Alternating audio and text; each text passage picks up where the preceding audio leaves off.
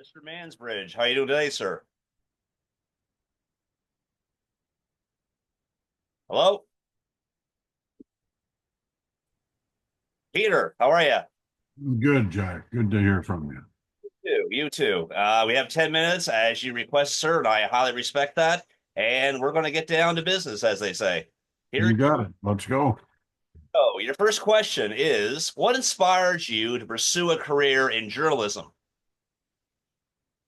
I think it was kind of the way I grew up. In my family, we encouraged each other to ask questions and gain information in areas that we were interested in, and then give that information to others who were also interested. And really, that's the basis of journalism. So when I had the opportunity to start getting into news, it kind of fit naturally. Fantastic.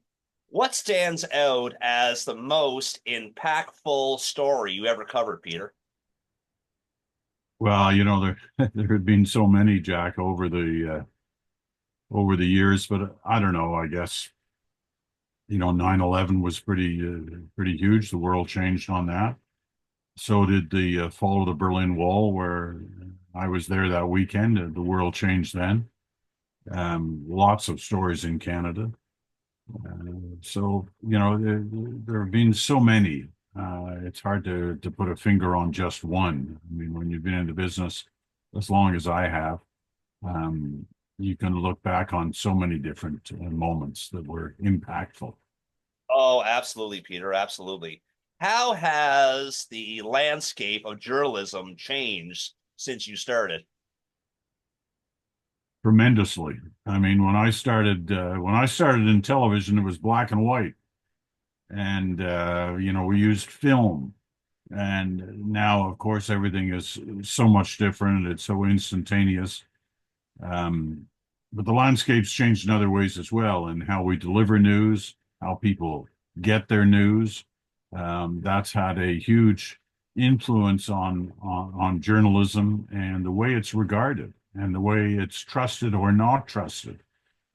So there have been enormous changes, especially in I'd say the last 20 years, that have changed the landscape of the news business.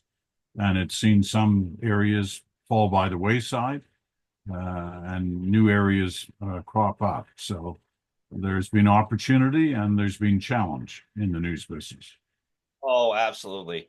What do you think the future holds for news media? Well, the thing about the news business is it's basically storytelling.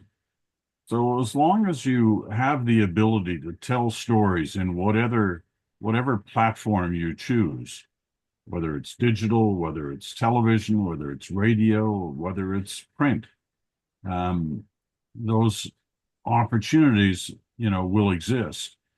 You just have to find the best way to deal with them. But at the root of it all is people need information to determine the decisions they need to make in their lives.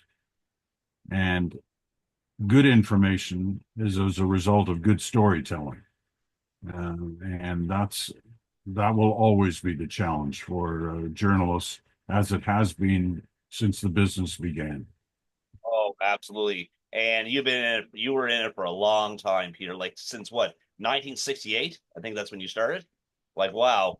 And 1968 was when it all started in Churchill, Manitoba, of all places. being at the right place, the right time, being Yep. and having to announce a flight, wasn't it?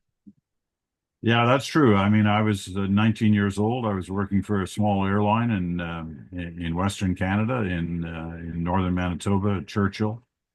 And somebody asked me to announce the flight over the PA system, and I did. And there was a guy in the terminal building who worked for the CBC, and he offered me a job based on the strength of my voice, which just shows you how much things have changed. Oh, And that's how it all started. fantastic. Peter, what advice would you give to inspiring journalists, excuse me? Um, Pretty simple advice, really. stay interested, stay aware, um, be prepared to start small and work your way up. Obviously, my experience, you couldn't have started smaller than I did. The radio station I worked at in Churchill was the smallest in terms of power and range, the smallest in the country. So I started there in radio and worked my way up, and always saw the possibility of moving ahead each step. And I had confidence in myself.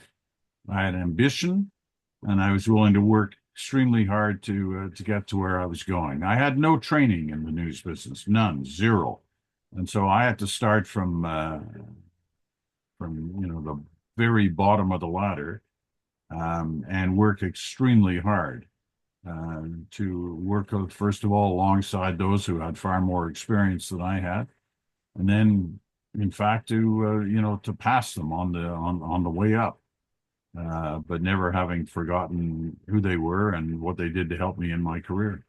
Wow, amazing, Peter. And if I do say so, you probably have interviewed more people than I have. I've interviewed over 50. You probably, I'm going to guess you're in the 100 mark.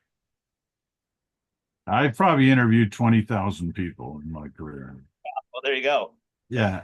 And all of them were interesting people. Some were well known, some weren't, but they all had a story to tell, and it was my job to try and get them to tell that story. And a lot of them that you have interviewed are very hard to get interviews today. Actually, they don't do too many interviews. Like Ringo Starr, you've interviewed him. Anne Murray, my goodness, the Queen. I mean, the list goes on, Pete. Yeah, I've never interviewed I was never able to interview the Queen. The Queen never gave any interviews. I mean, I talked to a number of members of the royal family, obviously, but not the Queen. And that would have been a tough one. But lots, presidents of the United States, prime ministers of Britain, obviously all the prime ministers of Canada. Um, but I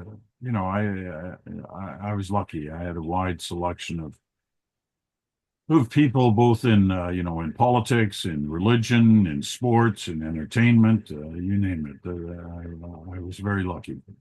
Oh, you certainly were, sir. You certainly were. Anyways, it's 3:08, 2:08 your time. I think we covered about everything, and I did keep my word on sticking to the 10-minute mark. But before I go, Peter Mansbridge, I want to thank you so much for taking time out of your busy schedule to speak with me. I really appreciate that. All the best to you, and also good luck with your podcast. I know you're getting a lot of positive stuff with that. Well, thank you, Jack. Appreciate that, and good luck with your operation there too. It's been a pleasure talking to you, and you take care and good luck. Have a good day. You too.